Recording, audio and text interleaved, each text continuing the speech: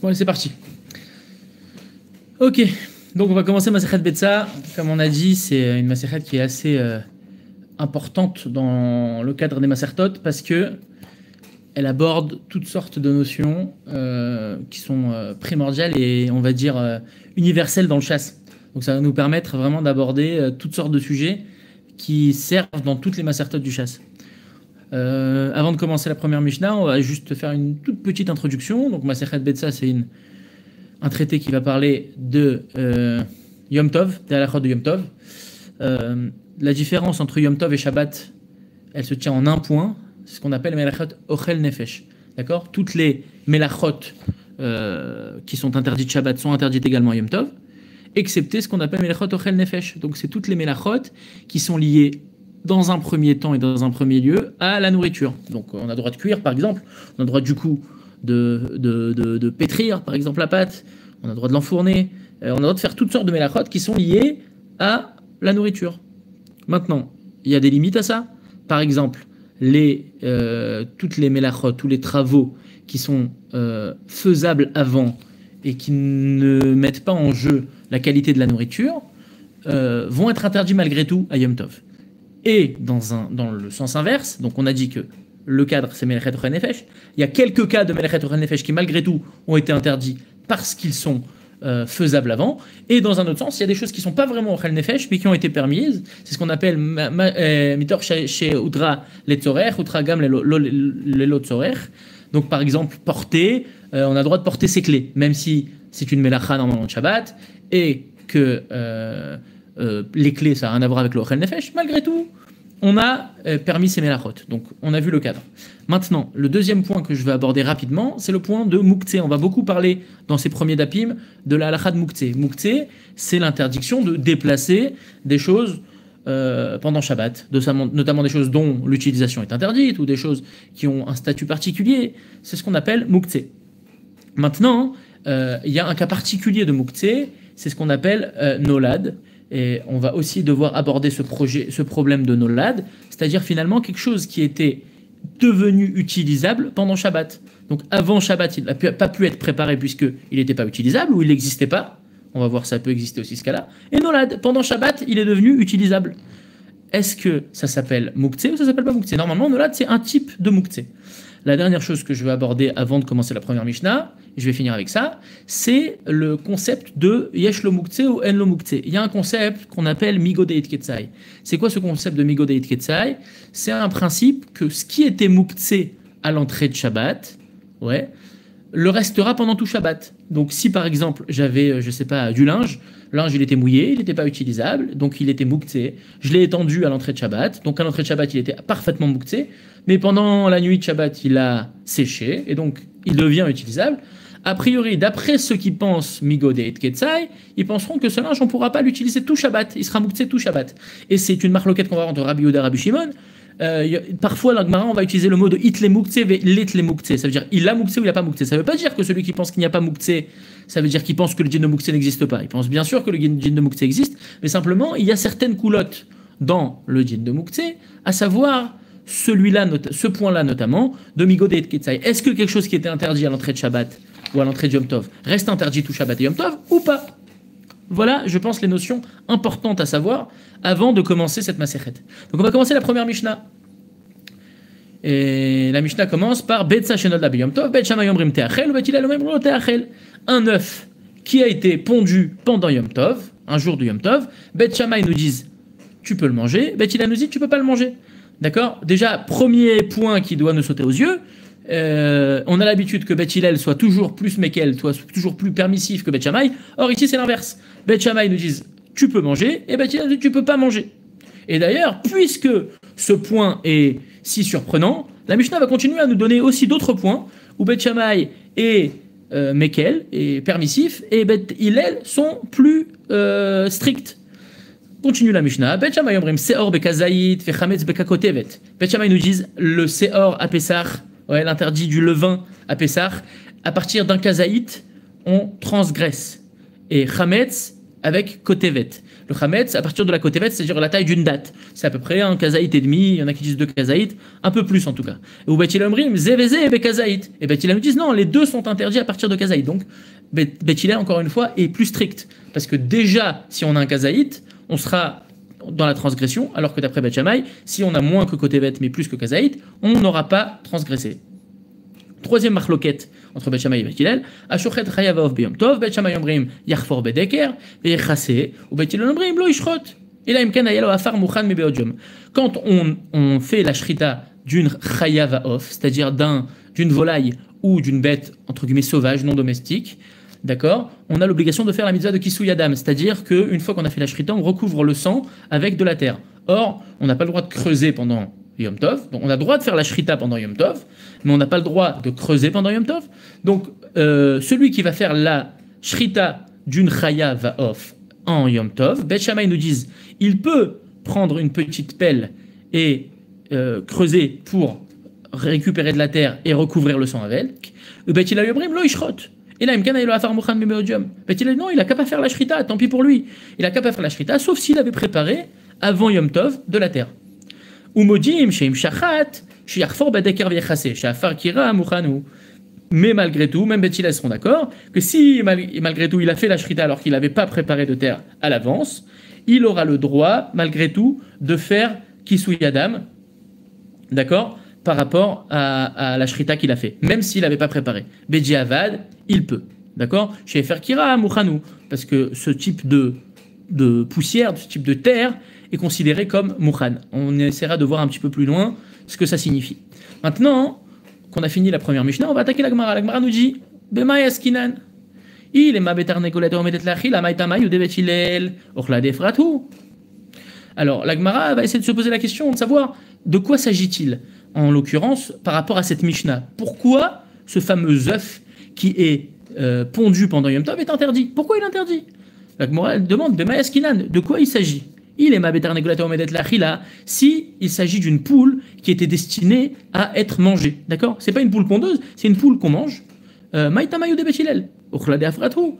Quelle est la raison de Bet Hillel pour interdire de manger cet œuf? C'était une poule qu'on devait manger. Il y a un morceau de la poule qui s'est séparé de la poule. Ochla defratu, c'est quelque chose qui s'est séparé de lui. La poule était destinée à être mangée. L'œuf était destiné à être mangé aussi, puisqu'il fait partie de la poule. Donc il n'y a aucune raison de l'interdire. Il n'y a pas de problème de muktzeh ou de achana ici. On va essayer de voir là où ils veulent en venir. Donc si on dit que c'est une poule qui était destinée à être mangée, on ne vous comprend pas pourquoi Bet Hillel l'interdise. Et là, et donc on est obligé de dire qu'ici on ne parlait pas d'une poule qui était destinée à être mangée, mais d'une poule qui était destinée à pondre des œufs. Et dans ce cas-là, si la poule était destinée à pondre des œufs, c'est-à-dire que c'est quelque chose qui n'a pas été préparé à l'avance, et c'est encore une fois ce qu'on appelle nolad dont on a parlé tout à l'heure, c'est-à-dire quelque chose qui est muktzeh, parce qu'avant l'entrée de Yom Tov, il n'existait pas, puisque cet œuf était à l'intérieur de la poule. Maintenant, il est né, il existe, et donc c'est ce qu'on appelle nolad, et donc ça doit être muktzeh. Et dans ce cas-là, maïtamayu de Bet Shammai, quelle est la raison de Bet Shammai de permettre? Muktzehi, c'est un muktzeh. Ou maïkouchia. La Gemara nous pose de se demander même, c'est quoi la question ici? De quoi s'agit-il? Dilma Bet Shammai let lehu muktzeh. Peut-être que tu penses que Bet Shammai n'a pas muktzeh, comme on a expliqué tout à l'heure dans l'introduction. Ça signifie, penses-tu que Bet Shammai fait partie des gens qui sont mekilim dans muktzeh, qui pensent qu'il n'y a pas ce principe de migodeit ketzai, c'est-à-dire quelque chose qui a été muktzeh à l'entrée de Shabbat restera muktzeh tout Shabbat. Peut-être que Bet Shammai ne pense pas comme ça. Kasal kadachin afiluman deshar ebe muktzeh benolad asar. Si tu dis que Bet Shammai n'a pas muktzeh, ouais, alors tu aurais pu penser, tu aurais pu avoir l'idée que même celui qui dit qu'il n'y a pas de muktzeh, c'est-à-dire que lorsque quelque chose était muktzeh à l'entrée de Shabbat, malgré tout, il ne va pas rester muktzeh tout Shabbat, c'est-à-dire finalement la shita de Rabbi Shimon qu'on a expliqué au début, ben Nolad Asar. Peut-être que malgré tout dans Nolad, qui n'est pas juste que la chose existait, mais qu'elle était muktzeh à l'entrée de Shabbat. C'est qu'elle n'existait pas du tout, qu'elle a été créée pendant Shabbat, elle a existé pendant Shabbat. Et de ce fait, peut-être que dans ce cas-là, on sera plus marmire. Donc même si tu vas penser que Bet Shammai pense comme Rabbi Shimon, et donc que finalement ce produit ne sera pas muktzeh, eh ben peut-être que lorsque c'est nolad, quand ça a été créé à ce moment-là, alors ce sera interdit. Et dans ce cas-là, Maïta Mayou de Bet Shammai. Donc dans ce cas-là, pourquoi Bet Shammai? Je dirais que c'est permis. Ça n'a pas de sens. Si finalement on est mahmir dans Nolad, on pense que c'est interdit. Alors comment Bet Shammai peuvent dire qu'on peut manger cet œuf? On est obligé d'expliquer autrement. Donc vient Rav Nachman. Amar Rav Nachman, Leolam et Tarnegolet Omedet Legadel Betsim, Udeit le Mukse et le Nolad. Rav Nachman nous dit non. On parle ici d'une poule qui est faite pour pondre des œufs.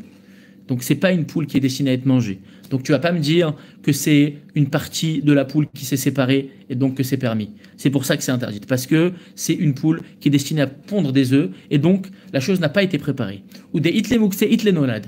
Et tout celui qui pense qu'il y a mukse, sous-entendu comme Rabbi Yehuda, que ce qui a été mukse à l'entrée de Shabbat restera mukse tout Shabbat, il pense pareil dans nolad. Il n'y a pas de différence. Il n'y a pas de raison d'être plus marmire dans Nolad que dans Moukhtse. Donc celui qui pense qu'il y a Moukhtse, il pense qu'il y a Nolad. Celui qui pense qu'il n'y a pas Moukhtse, il pense qu'il n'y a pas Nolad.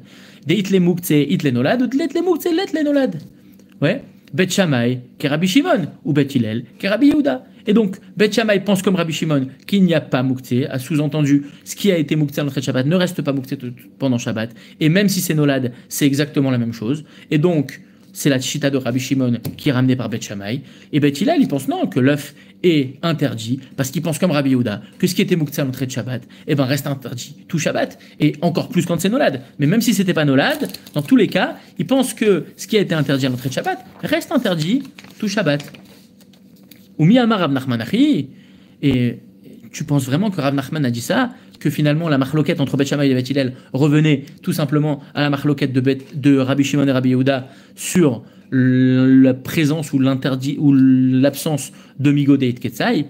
Est-ce que vraiment Rabbi Nachman a dit ça? Ve'atnan, Bet Shammai omrim magbihin me'ala shulchan atzamot uklipin, ou Bet Hillel omrim beselek et atavla akola ou menara.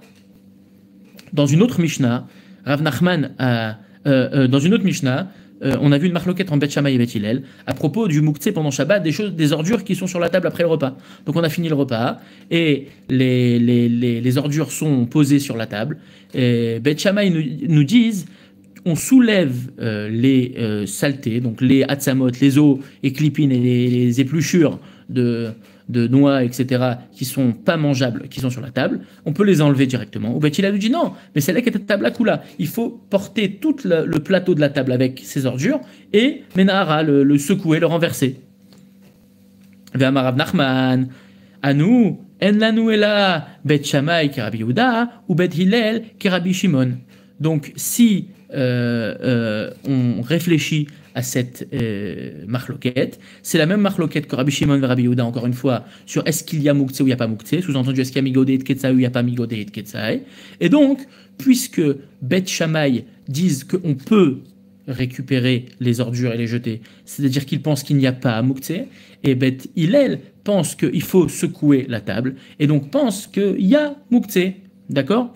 Donc, on voit bien ici que le Rav Nachman, dans une autre Mishnah, explique l'avis de Bet Shammai et Bet Hillel selon la marloquette de Rabbi Shimon et Rabbi Yehuda, exactement de la manière inverse. Dans notre cas, nous, ils pensaient que Bet Shammai pensait comme Rabbi Shimon et Bet Hillel comme Rabbi Yehuda. Et ici, on voit exactement l'inverse. Bet Shammai comme Rabbi Yehuda ou Bet Hillel comme Rabbi Shimon. Alors, Rabbi Nachman ne peut pas penser comme ça, ou bien il pense que c'est l'un, ou bien il pense que c'est l'autre. La Gemara nous répond, Amar lecha Rav Nachman, Gabe Shabbat, de Satam Lartana, ki Rabbi Shimon, Ditnan mechatrin et adlouin lifne habema, vetanevela lifne aklavim, Mukim la Bet Hillel, ki Rabbi Shimon. Il te dit, Rav Nachman, non. Tu as raison, que là, la marloquette, elle s'interprète de cette manière, et de l'autre côté, elle s'interprète de la manière exactement inverse. Pourquoi? Parce que lorsqu'il s'agit de la mitzvah de Moukhtse pour Shabbat, quand on dit des Satam Lartana, ça veut dire quoi? Quand on a une Mishnah, quand Rabbi Yehuda Nassi il a rédigé le chasse des Mishnayot, il a fait en sorte que les Mishnayot qui expriment la halacha et sur lesquels il n'y a pas de discussion, il n'y a pas de marloquette, on les met stam. On ne dit pas qui l'a dit, tout simplement parce que ça n'est pas un avis personnel, c'est la halacha. Donc lorsqu'il y a une Mishnah qui est stam, en général la halacha elle est comme elle. Et donc, quand le Tana a été stam, et donc n'a pas donné le nom, c'est comme Rabbi Shimon. Pourquoi? Parce qu'il y a un autre endroit où c'est marqué que Mechatrin et Adlouin lifne abema. On a le droit de couper les courges devant la bête pour lui donner à manger. Ça veut dire on avait une courge qui était crue, qui n'était pas mangeable telle quelle, qui devrait normalement être mouktsé pendant Shabbat, on a le droit de la couper pendant Shabbat pour donner à manger à ces bêtes. Veta nevela lifna klavim, ou pareil, une bête qui n'était pas cachère, qui était nevela, on a le droit de la couper devant les chiens. D'accord? Donc ça veut bien dire qu'il n'y a pas de problème de mouktsé, bien qu'à l'entrée de Shabbat, au moment de Ben Hashmashot, comme on a dit, ça devait être mouktsé, puisque la BMA n'était pas là, donc tu n'avais aucune raison de la lui donner. Et donc tu vois bien que d'après dans Shabbat, la Mishnah, la halacha était que c'est comme Beth Hillel et comme Rabbi Shimon. Et donc ça veut dire qu'il n'y a pas de mouktsé dans Shabbat, entre guillemets. Et donc, on sait que la halacha, elle est toujours comme Beth Hillel. Donc, la halacha ici était comme Beth Hillel. Et donc, la halacha est comme Rabbi Shimon. Alors que dans Yom Tov, avec Gabé Yom Tov, des Satam Lachtana ke Rabbi Yehuda, Nidnan en Mavekin Etzim, Minakorot, Velo Minakoran, Ishish be Rabbi Yom Tov, Mokim la Beth Hillel, ke Rabbi Yehuda. Qu'est-ce qu'il essaie de nous expliquer ici, Rav Nachman? Tout simplement qu'il y a une grande différence entre Shabbat et Yom Tov. Il peut y avoir la marloquette entre Rabbi Shimon et Rabbi Yehuda, de manière générale. Il y a la marloquette entre Beth Shammai et Beth Hillel, de manière générale. Simplement, l'un et l'autre penseront pas la même chose et ne suivront pas le même avis en fonction de si on est Shabbat ou si on est Yom Tov. Si on est Shabbat, on va être plus Mekel sur Mouktsé. Et donc, lorsque c'est Yom Tov, Beth Hillel vont penser comme Rabbi Shimon, qu'on est Mekel. Et donc, il n'y a pas de problème de Migodé et de Ketsai. Mais en ce qui concerne Yom Tov, on a été plus Mahmir. Et donc, Beth Hillel, dans ce cas-là, penseront comme Rabbi Yehuda qu'il y a ce problème de Migodé et de Ketsai. Et donc, que quelque chose qui était Mouktsé à l'entrée de Shabbat va le rester tout Shabbat. Alors, la question qui se pose, pourquoi va-t-on être plus Mahmir sur Mouktsé Yom Tov que sur Mouktsé Shabbat? Pourquoi? Pour quelle raison tu veux faire ça? Mirdeman stamele matnitin. Rabbi, qui a décidé que c'est la halacha, c'est-à-dire qui a dit que la Mishnah va être sans nom, anonyme, pour dire que c'est ça la halacha. C'est Rabbi Yehuda Nasi, qui a rédigé la Mishnayot. Ma'ishna be Shabbat destam la Rabbi Shimon ou Ma'ishna be Yom Tov destam la Rabbi Yehuda. Quelle est la différence? Pourquoi a-t-il décidé que Shabbat la halacha sera comme Rabbi Shimon et que Yom Tov la halacha sera comme Rabbi Yehuda? Amre Shabbat de Chamira velo atel zelzulebe satam lan Rabbi Shimon de Mekel. Yom Tov de Kil ve atel zelzulebe satam lan Rabbi Yehuda de Machmir. Tout simplement parce que Shabbat étant quelque chose d'important aux yeux des gens, ils n'ont pas de risque de le mépriser. Et donc on a pu dire la halacha comme Rabbi Shimon et d'être Mekel sur Mouktsé pour Shabbat. Par contre, Yom Tov, qui a plus de chances d'être méprisé par les gens, alors les Chachamim ont décidé d'être plus Mahmirim sur Mouktsé. Donc on est plus Mahmir dans Mouktsé sur Yom Tov que dans Shabbat. Alors maintenant qu'on a expliqué ce principe, la Gemara va s'intéresser à ce que nous a dit Rav Nachman. Bemayo Kimta. Ouais, sur quelle base tu t'es posé pour l'interprétation de notre Mishnah? Parce que tu nous as dit que le problème chez nous, c'était parce que on parlait d'une poule qui était destinée à pondre des œufs et qu'il y avait un problème de Mouktsé. Donc le problème de notre Mishnah, pourquoi l'œuf, ce fameux œuf sur lequel ne sont absolument pas d'accord Beth Shammai et Beth Hillel, c'est un problème de Mouktsé. Ouais, Yachi, Ademiflegi Bebet, Salif de Betarnegolet, puisqu'on parle d'une poule qui est destinée finalement à pondre des œufs. Et donc que le problème est Mouktsé. C'est exactement le même din, il y a exactement la même problématique sur l'œuf, mais aussi sur la poule. Oui. Pourquoi tu t'es concentré sur l'œuf et pas sur la poule? C'est la fameuse question de l'œuf ou la poule. Ouais. Si tu as une marloquette sur l'œuf, tu devrais avoir même la marloquette sur la poule. Pourquoi m'as-tu parlé uniquement du betza? Pour te faire remarquer la puissance de Beth Shammai qui, dans Nolad, dans le problème de Nolad, charré, ils permettent, malgré le fait que ça soit Mouktsé, malgré le fait que ce soit Nolad, c'est-à-dire un cas particulier encore plus difficile de Mouktsé, même dans celui-là, ils ont la force de permettre, alors que la poule n'est pas Nolad. Donc le statut de l'œuf est un statut qui est déjà plus complexe, et même dans ce statut plus complexe, Beth Shammai ont eu la force de permettre. Donc pour te faire voir la force de Beth Shammai qui permettent dans les cas les plus extrêmes, on t'a donné le cas le plus extrême, à savoir celui de l'œuf. Celui de la poule est touché par la même problématique, mais il n'est pas aussi grave parce qu'il n'est pas Nolad, il existait à l'entrée de Shabbat, alors que l'œuf n'existait pas à l'entrée de Shabbat. Et la Gemara continue en posant une autre question. Veliflouge betarnegolet leodiach kochan de Bet Hillel. Et oui, mais ok, t'as raison qu'il y a un avantage à nous montrer la force de Bet Shammai en parlant de l'œuf plutôt que de la poule. Mais si tu avais parlé de la poule au lieu de parler de l'œuf, tu m'aurais montré aussi la force de Bet Hillel. Des Mouktsé Asré. Ça veut dire que même dans Mouktsé, sans qu'il soit nolad, ils interdisent. Donc, il y a aussi un point remarquable ici, c'est que Bet Hillel, malgré le fait que le cas soit finalement un peu moins complexe, ils interdisent aussi. Ça aussi, tu aurais pu essayer de me le faire remarquer. Et dans ce cas-là, tu m'aurais fait parler de la marloquette sur la poule plutôt que sur l'œuf. Alors, je te vois venir avec ton argument classique, Kochade et Adif. On a plus intérêt à montrer la force de celui qui permet que de la force de celui qui interdit. Je sais que tu vas me dire ça. Mais alors, Veniflok Betrabayou, dans ce cas-là, ok, je veux bien entendre ton argument. Mais on n'a qu'à faire la marloquette sur les deux, parler et de la poule et de l'œuf. Ouais. Et qu'est-ce que tu vas dire? Tarnegolet aomedet legadel betsimhi ou betsata. Donc tu parles d'une poule qui est là pour faire pondre des œufs et son œuf associé. Bet Shammai omrim teachel ou Bet Hillel omrim lo teachel. Bet Shammai vont te dire que tu peux le manger et Bet Hillel vont te dire que tu peux pas le manger. Et donc du coup, si tu n'as pas dit ça, si tu n'es pas allé jusqu'à dire les deux pour montrer à la fois la force de Bet Shammai et la force de Bet Hillel, c'est qu'il y a une faille dans ton raisonnement. Ouais. Et donc la Gemara nous dit, s'il y a une faille dans le raisonnement, on doit essayer d'expliquer les choses différemment. Parce que sinon la Gemara, c'est sûr qu'elle aurait essayé de nous interpréter la marloquette de la manière la plus éloquente possible. Si elle a choisi l'œuf et non pas la poule, c'est qu'il y a une raison à cela. Donc la Gemara va nous proposer une autre interprétation. Et là, Amaraba.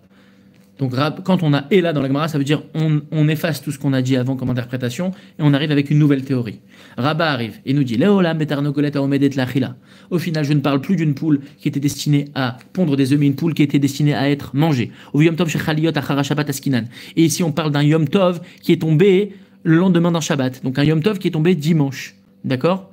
Ou Mishum achana. Et Bet Hillel interdit cet œuf à cause non pas de Mouktsé, mais à cause de Achana, puisque tout ce qui nécessite une préparation est Mouktsé en soi. Et donc, il ne sort pas de Mouktsé jusqu'à que ça soit préparé à l'avance, quoi. Et donc, Vekasavaraba, Kol Betsa de Michalda Haïdna, mais Etmol Gamrala. D'accord? Donc, si la chose, elle a été préparée la veille, donc à savoir Shabbat, puisqu'aujourd'hui on est un jour de Yom Tov, on a dit Betsa Shenolda Yom Tov, et donc la veille de Yom Tov était un Shabbat, ouais, donc ça veut dire qu'on n'a pas pu le préparer avance, et tout ce qui n'a pas été préparé, d'après Rabat, est interdit, comme nous dit Rabat, Kol Betsa de Michalda Haïdna, mais Etmol Gamrala, tout œuf qui a été pondu aujourd'hui, Haïdna, aujourd'hui en ce moment, mais Etmol Gamrala, depuis la veille, il avait déjà été conçu, prêt, efficace, donc tout œuf qui a été pondu aujourd'hui, elle était déjà prête hier, et hier, il s'agissait d'un jour de Shabbat, et donc, un œuf qui a été pondu un Yom Tov, qui est le lendemain de Shabbat, elle n'a pas été préparée avant Yom Tov, et donc, Bet Hillel vont l'interdire à cause de Mouktsé, d'accord? Et la Gemara nous rapporte d'ailleurs la preuve de ce qu'avance Rabat. On a vu ce passouk il n'y a pas longtemps dans la paracha, c'est marqué qu'il sera le sixième jour, le vendredi, ils prépareront ce qu'ils vont emmener, d'accord? Donc le passouk qui vient nous dire que ils vont préparer le vendredi les choses dont ils ont besoin pour Shabbat. Donc d'après Rabat, il y a une halakha minatora que ce qui doit être utilisé Shabbat doit être préparé avant Shabbat. Et tout ce qui n'a pas été préparé ou consacré avant Shabbat est mouktsé pendant Shabbat. Chol mechine Shabbat, vechol mechine Yom Tov, ven Yom Tov mechine Shabbat, ven Shabbat mechine Yom Tov. Un jour de Chol peut servir à se préparer à Shabbat, un jour de Chol peut servir à se préparer à Yom Tov, mais un Yom Tov ne peut pas servir à préparer un Shabbat, et un Shabbat ne peut pas se préparer à un Yom Tov. Et donc, puisqu'il s'agit d'un Yom Tov qui était le lendemain de Shabbat, alors cet œuf est interdit. Sur ça, la Gemara va poser une question à Rabat. Amar le Abaye et la Meata, Yom Tov be'alma tishtere.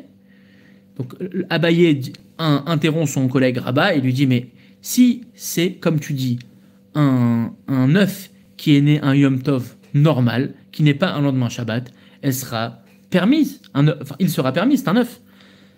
Oui, puisque tu m'as dit que tout le problème ici est un problème de Hachana, et que la veille de ton Yom Tov était un Shabbat. Et comme un Shabbat ne peut pas servir à préparer un Yom Tov, alors ton œuf n'a pas été préparé, et donc il est Mouktsé. Mais ça, toujours est-il que ton œuf, s'il est né un jour de Yom Tov qui n'est pas un dimanche, alors il sera totalement permis.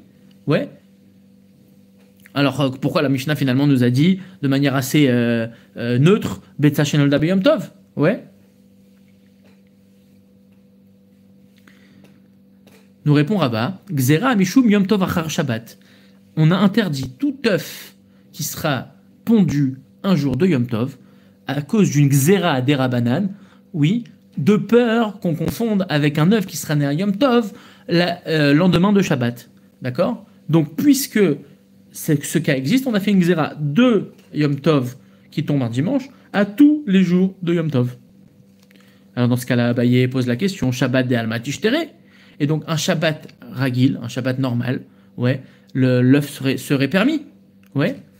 Rabba lui répond Gzera Mishum Shabbat Acher Yom Tov.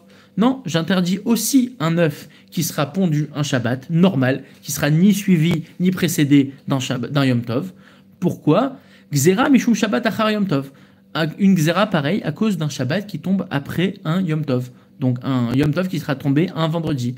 Donc je fais une Gzera de peur de se tromper. Umi Gazrinan. Mais vraiment, tu penses que les Chachamim, ils ont fait des Gzerot aussi drastiques? Ouais, sur un œuf qui n'avait aucun problème à l'achik à proprement parler. Ouais, pourtant c'est marqué dans une braïta, celui qui va faire la shrita d'un poulet, d'une poule, et il trouve à l'intérieur des œufs complets qui sont prêts, qui sont finis, prêts à être pondus, on a le droit de les manger. Yom Tov. Si il y a une volonté des Chachamim de faire une Gzera et d'interdire tous ces œufs qui ont été pondus à Yom Tov ou à Shabbat à cause de ce fameux cas d'un Yom Tov qui est suivi d'un Shabbat ou d'un Shabbat qui est suivi d'un Yom Tov, alors ils auraient dû faire une Gzera également sur ces œufs qu'on va trouver à l'intérieur d'une poule, parce que ce sont des œufs qu'on va finalement obtenir un jour de Yom Tov qui n'existait pas avant Yom Tov. Donc le cas ressemble énormément. Et donc pour cela aussi, on aurait dû être marmire. Pourtant, la Braïta nous a dit que c'était permis. Amarle, Betsim Gumurot, Bimaiman, Milta de Loshrichai, ou Milta de Loshricha, lo Gazro Barabanan. Nous répond Rabba, oui, tu as raison, on aurait dû être marmire là-dessus. On aurait dû faire une Gzera également sur ces œufs qui ont été trouvés dans le ventre d'une poule dont on a fait la shrita, mais puisque ce cas-là d'un œuf qu'on trouve à l'intérieur d'une poule lorsqu'on lui fait la shrita est extrêmement rare, les Chachamim n'ont pas fait de Gzera, puisqu'on ne fait pas de Gzera sur un cas qui est extrêmement rare. On va bientôt finir. Rav Yosef Amar. Dans ce cas-là, la Gemara nous dit, ok, on a eu l'interprétation de Rav Nachman, on a vu qu'il y avait quand même une faille, mais bon, on a essayé d'apporter une deuxième interprétation, celle de Rabba. On lui a posé beaucoup de questions, il y a répondu, tant bien que mal. C'était une deuxième version du problème de cet œuf. Troisième version du problème de cet œuf. La version de Rav Yosef. On a vu Rav Nachman, on a vu Rabba. Troisième version, Rav Yosef. Rav Yosef nous dit Perot, Gzera Mishum Perot Anoshrin. L'interdit de cet œuf, il est à cause d'une Gzera. Et cette Gzera, elle est concernant les fruits qui sont tombés de l'arbre pendant Shabbat ou Yom Tov. Si pendant Shabbat ou Yom Tov, un fruit est tombé de l'arbre tout seul, sans aucune intervention, on n'a pas le droit de le manger. Ouais, on n'a pas le droit de le manger. Pourquoi? Amarle Abaye, Perot Anoshrin, Ta'amamai, l'interdiction des fruits qui sont tombés de l'arbre tout seul pendant Shabbat, d'où elle vient? Pourquoi? Quelle est la raison? Gzera, Shema Ya'ale Veitlosh. Gzera, c'est une Gzera de peur qui monte à l'arbre et qu'il cueille pendant Shabbat. Comme il est interdit de cueillir, on a interdit même les fruits qui sont tombés tout seuls. Sinon, on va avoir du mal à savoir, on risque de se tromper. Ouais. Higoufa Gzera. Mais pourtant, l'interdit de prendre des fruits qui sont tombés tout seuls de l'arbre, c'est déjà une Gzera. d'après ce que tu dis. C'est une xéra à cause de la peur que l'on cueille nous-mêmes les fruits. Ve'ananikum ve'nigzor xéra li xéra. Donc ta xéra sur l'œuf, tu m'as dit, je fais une xéra sur l'œuf à cause des fruits qui sont tombés de l'arbre. Mais les fruits qui sont tombés de l'arbre, c'est déjà une xéra. Donc tu peux pas faire ve'ananikum ve'nigzor xéra li xéra. Tu peux pas faire une xéra sur une xéra. Ça veut dire, les Khamim sont prudents et donc font des barrières par rapport à un cas qui est interdit, mais tu peux pas interdire un cas qui est interdit à cause d'un cas qui est interdit. C'est pas possible.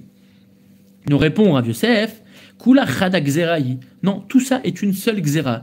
Ils ont interdit cet œuf de peur que tu vas que tu risques de manger des fruits ou que tu vas cueillir des fruits. C'est-à-dire, on interdit toute chose qui, avant Yom Tov, à l'entrée de Yom Tov, était encore attachée, que ce soit à son arbre ou à sa poule, et qui en a été détachée pendant Yom Tov, c'est interdit.